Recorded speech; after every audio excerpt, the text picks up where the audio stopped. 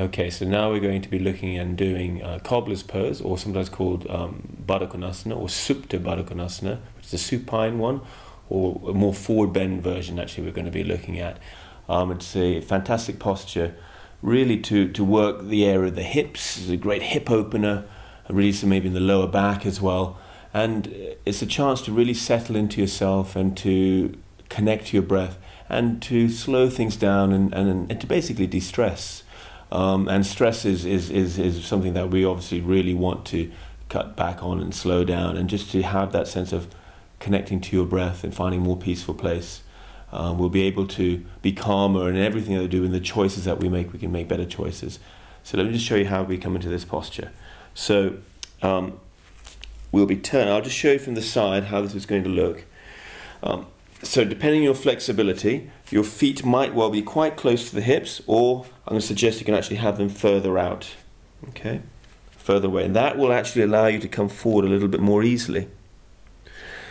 Now, if you are tight in the hips and the knees are high, you notice how my pelvis is rolling back and I'm struggling to come forward. Not so great for the spine, this rounding of the spine and pressure on the intervertebral discs.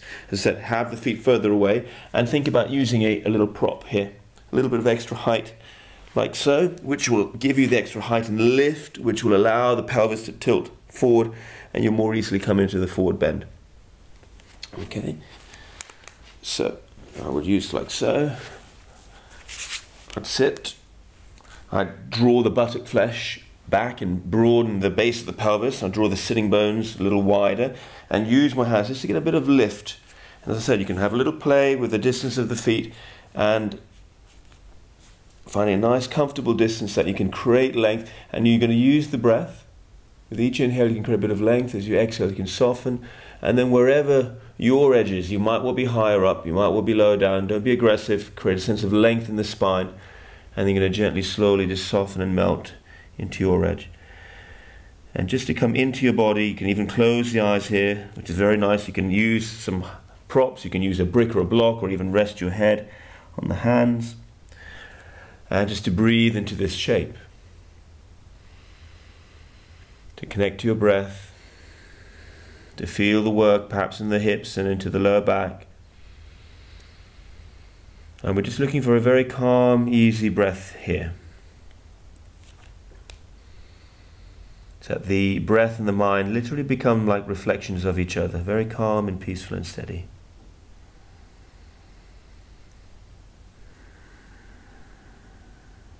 And notice perhaps how you soften and melt a little bit more with each long out breath. And you can hold yourself up a little higher if it becomes too strong or intense, or you can just melt into the pull of gravity as much as you can. And stay as long as you like into this posture. As I said, it's a wonderful hip opener, very calming and soothing, the forward bend for the brain, for the mind, the nervous system. The stress levels will decrease.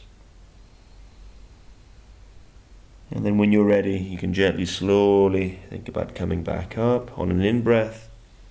And just taking a moment, just to, maybe even with eyes closed, just to feel, to notice, to observe the sensations, to almost taste the flavor of the asana, the posture. And a slightly new perspective when you come up. A sense of calm and ease and peace from the forward bend. Okay, so that was Cobbler's pose, or Baddha Konasana, which means bound angled pose. Hopefully you'll have felt the effects on your back, having a nice stretch there in the lower back, but also in the hips. It's a great hip opener. And you will notice with the forward bend as well, it's quite calming and soothing for the brain and the mind and the nervous system. And you can take that sense of calm and peace into the rest of your day.